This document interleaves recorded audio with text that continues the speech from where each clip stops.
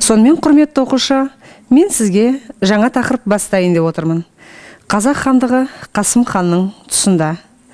Қазақ хандығының Қасым ханның тұсындағы өрлеуі және оның халықаралық беделінің артуы.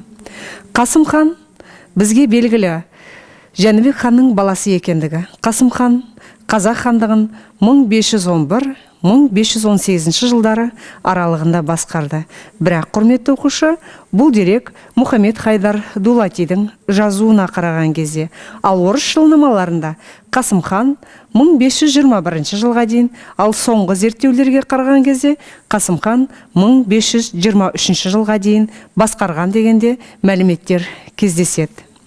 Жалпы Қасым хан Керей мен Жәнібектен кейін Қазақ хандығының тағына келген және Қазақ хандығын күшейткен хандардың бірі. Керейдің ұлы Бұрындық Қазақ хандығын 1574 пен 1511 жылдар аралығында басқарды.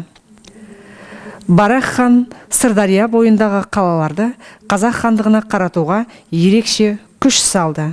Алайда ханның ел ішіндегі беделі болмағандықтан Барақ хан Самарқан қаласына қарай көшіп кетті.